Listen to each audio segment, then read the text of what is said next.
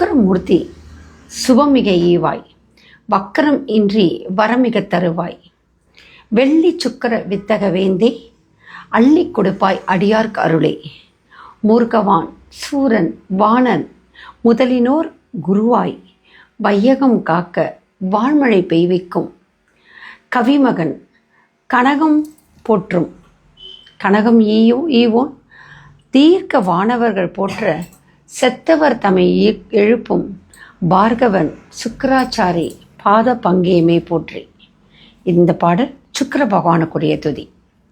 சுக்கிர பகவான் வெள்ளிக்கிழமைக்குரிய அதிபதி.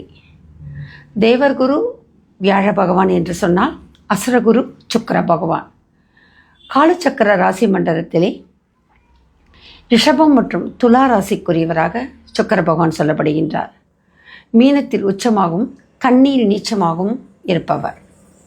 இந்த சுக்கிர பகவான் திருமணக்காரகன், கலத்திரக்காரகன் என்று சொல்கின்றார். இந்த சுக்கிர பகவான் செல்வம், செழிப்பு, ஆடம்பரம், இன்பம், தீர்க்க ஆயுள், தீர்க்க சுமங்கலி யோகம், கணவன் மனைவிக்குரிய அந்யோன்யம், ஒற்றுமை போன்றவற்றுக்கெல்லாம் அதிபதியாக சொல்லப்படுகின்றார். அதீத செல்வம், அதீத அழகு, அனைத்தையும் தருபவர் என்று சொன்னால் சுக்கிர பகவான். விடிவெள்ளி சுக்கிரன் என்று சொல்கின்றோம். யாவர் ஒருவர் விடிகாலையிலே சுக்கிர பகவானை விடிவெள்ளியை தரிசிக்கின்றார்களோ அவர்கள் வாழ்க்கை என்றும் விடியலாகவே இருக்கும் என்று சொல்லப்படுகின்றது. பூமிக்கு மிக நெருங்கில் இருக்கின்ற கிரகமாக கோள்கள் ஆக சொல்லப்படுபவற்றுள், அதாவது சந்திரன், புதனை போன்று சுக்கிரனும் மிக நெருக்கத்தில் இருக்கின்ற கோள்கள். அதே போல இந்த சுக்கிர பகவானுடைய ஆதிக்கம் பூமிக்கும் ரொம்ப அதீத சக்தி உடையதாக சொல்லப்படுகின்றது. வெண்மை நிறத்திற்குரியராக சுக்கிர பகவான் சொல்லப்படுகின்றார். வெள்ளிக்கிழமையிலே வெண்மை நிறமுடைய பால் பாயாசம் போன்ற இனிப்பு பிரசாதங்களை சுக்கிர பகவானுக்கு படைத்தால் ரொம்ப விசேஷம். ஒரு வாழ்க்கையில் நிம்மதி வேணும், சுகம் வேணும், இன்பம் வேணும், செல்வ செழிப்பு வேண்டும், நிறைந்த போகம் வேண்டும், வசதியான வாழ்க்கை வேண்டும்.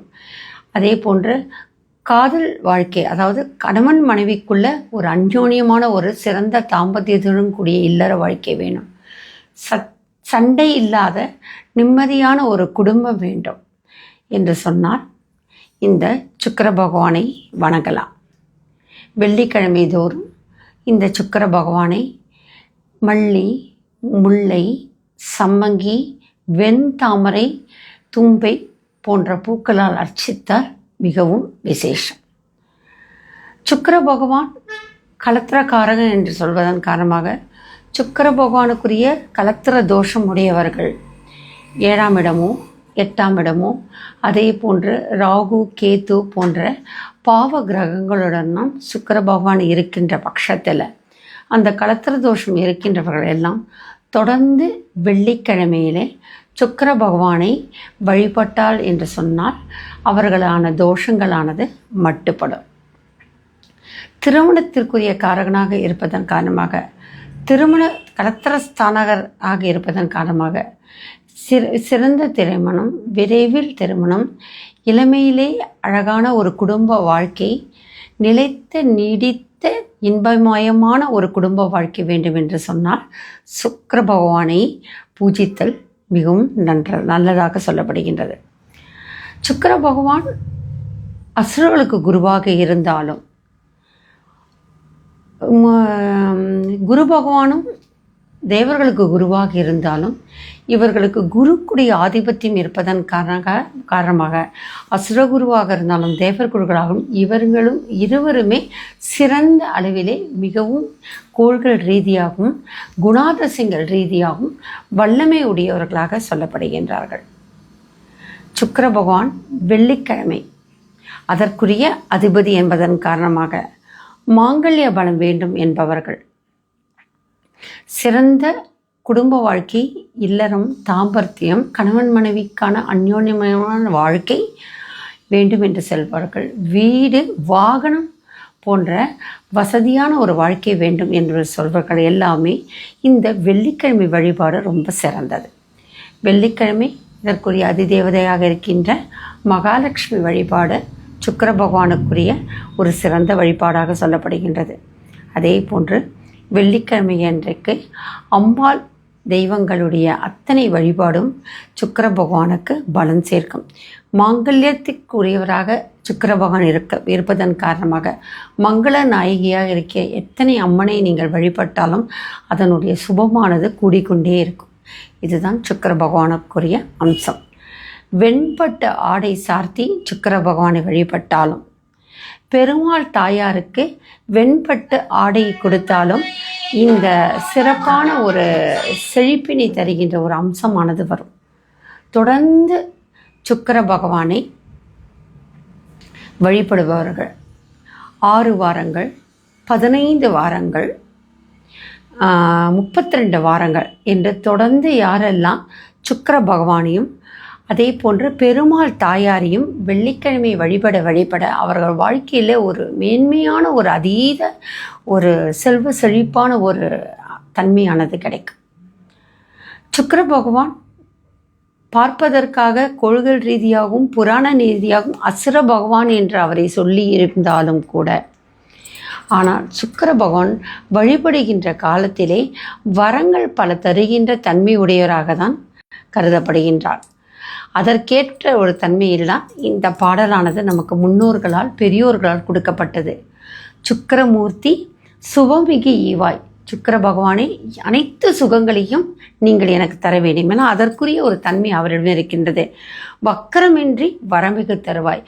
சுக்கிரன் வக்கரமாக இருக்கின்ற காலத்திலும் கோள்களுடைய அந்த அமைப்பு தீமையாக இருக்கின்ற காலத்திலும் கூட நீங்கள் எனக்கு கேட்ட வரங்களை தருவாயாக.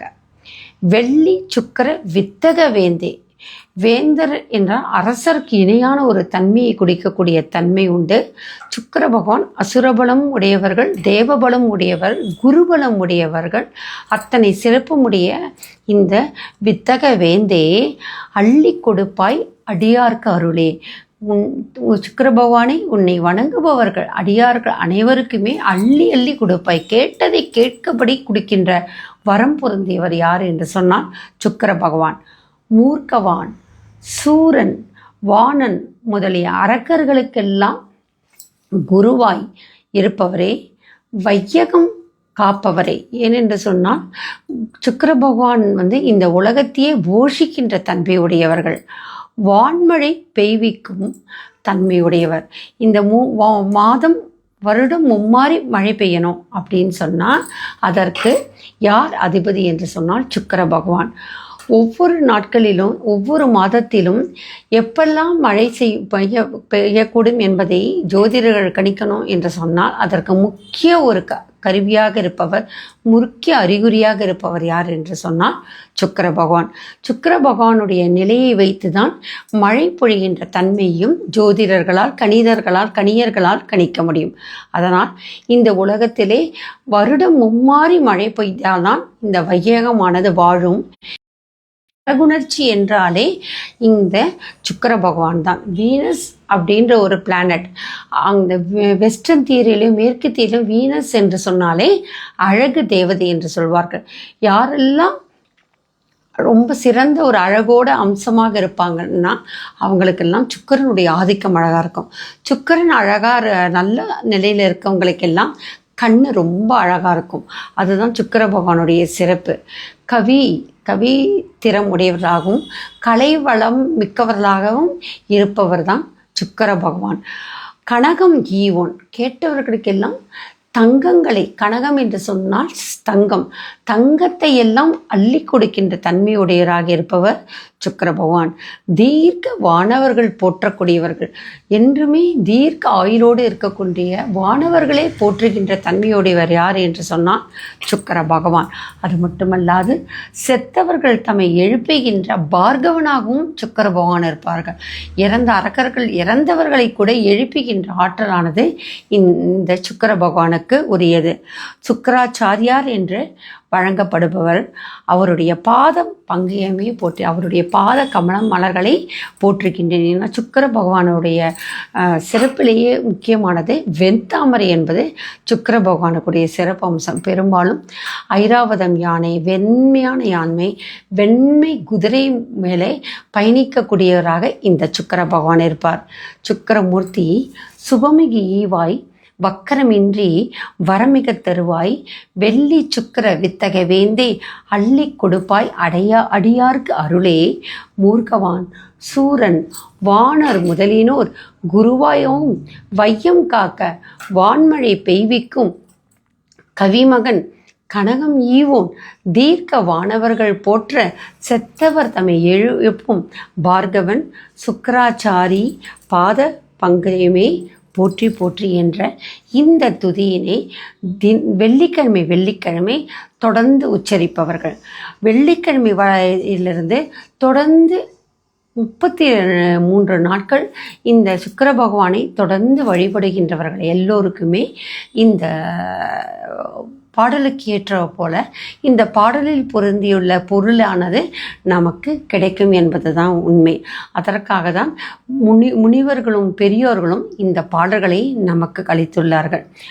இங்கே சிவன் கோயில் இருக்க அகஸ்தீஸ்வரர் சன்னிதானத்தில் இருக்கின்ற அந்த நவகிரக துதியிலிருந்து தான் உங்களுக்கு தினமும் ஒரு அந்த கோள்களுக்குரிய துதியினை உங்களுக்கு அளிக்க இருக்கின்றேன்.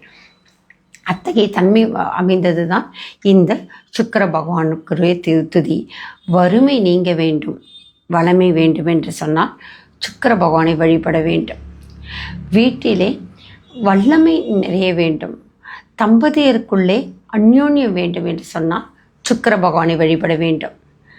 விரைவான சீக்கிரமே திருமணம் நடக்க வேண்டும், திருமண தடை நீங்க வேண்டும் என்று சொன்னால் சுக்கிர பகவானை வழிபட வேண்டும். செல்வம், செழிப்பு, வாகனம், வீடு போன்ற சுபமான யோகமான பலன்களை வேண்டும் என்று சொன்னால் சுக்கிர பகவானை வழிபட வேண்டும். வைரம், வைடூரியம், தங்கம் முதலான ஆபரணங்கள் எல்லாம் சேர வேண்டும் என்று சொன்னால் சுக்கிர பகவானை வழிபட வேண்டும். வெள்ளி என்று சொல்லப்படுகின்ற விடிவெள்ளி என்ற சுக்கிர பகவானை வெள்ளிக்கிழமை வழிபடுதல் சாலச் சிறந்தது. வெள்ளி ஆபரணங்கள் சுக்கிர பகவானுக்கு மிகவும் பிடித்தமான ஒரு ஆபரணம். அதனால்தான் பெண்கள் எவ்வளோக்கவ்வளோ வெள்ளியை தன் உடலிலே அணிகின்றார்களோ அவ்வளவுக்கவ்வளோ அவர்களுடைய வாழ்க்கையிலே மாங்கல்ய பலம் இருக்கு. அதனால்தான் பெரும்பாலும் சுமங்கலி பெண்கள் காலில் கொலுசு அணிதல், மெட்டி அணிதல் இதெல்லாம் வெள்ளியில் அணிகின்றார்கள். அதற்கு காரணம் என்ன என்று சொன்னால் சுக்கிர பகவானுடைய ஆதிபத்தியம் இருந்தாலே, இந்த வெள்ளியின் மூலமாக சுக்கிர பகவானுடைய அதீத சக்தி இருந்தாலே பெண்களுக்கு அந்த மாங்கல்ய பலம் இருக்கும் என்று சொல்லப்படுகின்றது. காப்பு அணியும் போது கூட வெள்ளியில் ஒரு காப்பு அணிகின்ற காலகட்டத்திலே அந்த சுக்கிரனுடைய அந்த அதீத அந்த நல்ல ஒரு தன்மையானது, சுகமான ஒரு வாழ்க்கையானது நமக்கு கிடைக்கும். காமம், இன்பம் போன்ற அத்தனையும் தருவாங்க. அதுவும் எந்த விதமான பாரபட்சமே இல்லாமல், எந்த விதமான உள்நோக்கமே இல்லாமல் கோள்களை எல்லாம் நாம் நல்ல எண்ணத்தோடு தூய மனதோடு நன்னீராடி நாம் நவகோள்களை வழிபட முற்பிரிவில் உள்ள கர்மா விலை இந்த பிறவியிலே நமக்கு இன்பம் கொடும்.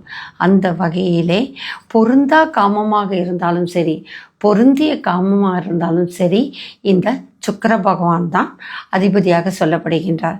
எனவே நம்மளுடைய வாழ்க்கையிலே நல்ல மனைவி, நல்ல இல்லறம், நல்ல தாம்பத்தியம் இதெல்லாம் தேவை என்று சொன்னால் சுக்கிரனுடைய தோஷம் இருந்தாலோ கலத்திர தோஷம் இருந்தாலோ அதை விளக்க வேண்டும் என்று சொன்னால் வெள்ளிக்கிழமையிலே பெண் தெய்வ வழிபாடு மிகவும் சிறந்தது. குறிப்பாக அந்யோன்ய தம்பதியாக இருக்கின்ற கடவுள் பெருமாள், தாயார் வெள்ளிக்கிழமை பெருமாளையும் தாயாரையும் வழிபடுகின்ற காலத்திலே சுக்கிர பகவானுடைய அதீத சக்தியினுடைய அதீத ஆற்றலானது நமக்கு கிட்டும் என்பதுதான் திண்ணம். சுக்கிர பகவான் இன்பத்தை தருபவர், சுக்கிர பகவான் போகத்தை தருபவர், சுக்கிர பகவான் சுகத்தை தருபவராக சொல்லப்படுகின்றார். நிறைய பேருக்கு சுக்கிர தசை இல்லை என்று சொன்னாலும் சுக்கிர பகவானுக்குரிய அந்த பாடலையும் வெள்ளிக்கிழமை சுக்கிர பகவானை மகாலட்சுமி தாயாரை வெண் பாயசத்தால் வெண்மையான அந்த அடிசில் சோறால் நீங்கள் பிரசாதம் செய்து வணங்க மென்மையான ஒரு வாழ்க்கையும் செல்வ செழிப்பான ஒரு வாழ்க்கை கிடைக்கும். வாழ்க்கையில் வறுமை என்பது நீங்கிவிட்டாலே வளமை என்று வந்துவிட்டாலே நமக்கு அத்தனையுமே வரும். ஆயுளுக்கும் ஆரோக்கியத்துக்கும் தீர்க்கமான சுகமான ஒரு நீடித்த நிலைத்த ஒரு செல்வ செழிப்புக்கும் அதிபதி என்று சொன்னால் சுக்கிர பகவான்.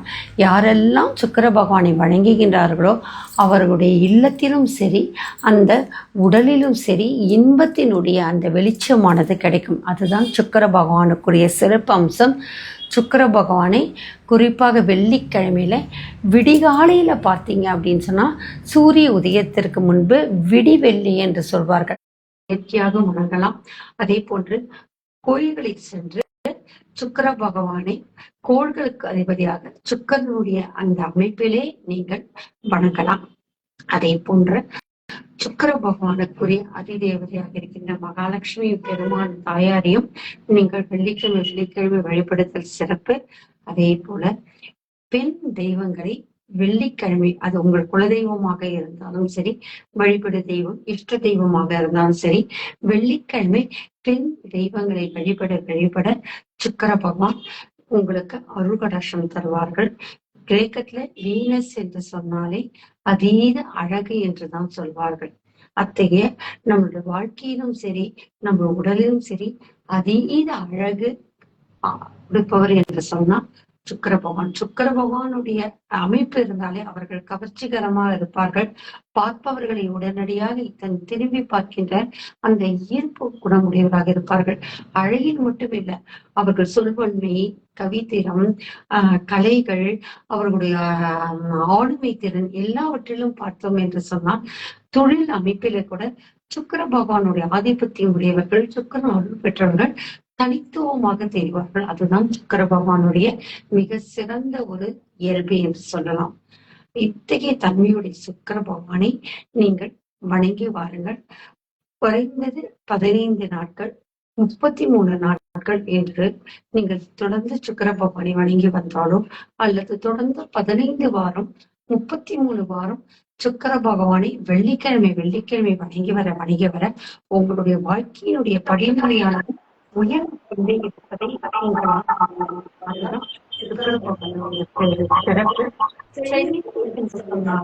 சுக்கிர பகவான். யாரெல்லாம் செழிப்போடு இருக்கணும்னு ஆசைப்படுகின்றீர்களோ, வல்லமையோடு இருக்கணும்னு ஆசைப்படுகின்றீர்களோ, வளமையோடு இருக்கணும்னு ஆசைப்படுறவங்க எல்லாருமே சுக்கிர பகவானை வழிபடுத்த ரொம்ப தகுமை என்று சொல்லப்படுகின்றது. இப்படியுடைய சுக்கிர பகவானை வெள்ளிக்கிழமை நேரத்திலே நாம் வழிபாடு செய்கின்றோம்.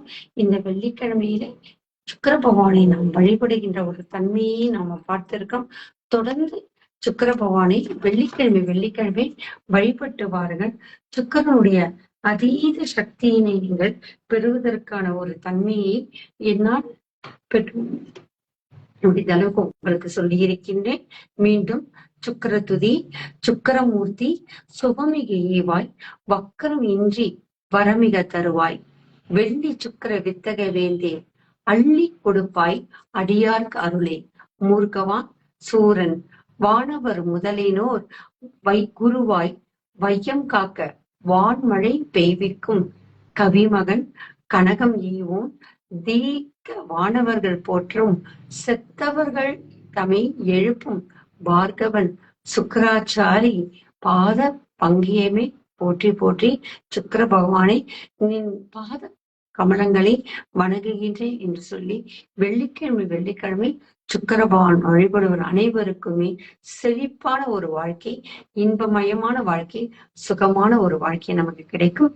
மீண்டும் நாளை சனீஸ்வர பகவான் துதியுடன் இணைவோம். தொடர்ந்து இன்ஸ்டாகிராமில் பயணிகள். ஸ்ரீ வராகி சோல் பியூரிட்டி என்ற ஆன்மீக சேனலும், அஸ்ட்ரோ உமன் தேர்டு என்ற ஒரு ஜோதிடம் சார்ந்த ஆன்மீக கர்மவினைக்குரிய ஒரு பதிவுக்குரிய ஒரு சேனலும் யூடியூபில் உள்ளது. லைக் பண்ணுங்க, சப்ஸ்கிரைப் பண்ணுங்க. மீண்டும் அடுத்த கோள்களுடைய தன்மையோடு இணைவோம். அதுவரை ஜெய் கணேஷா, ஜெய் வராகி, நமச்சிவாய வாழ்க, நாதந்தாள் வாழ்க.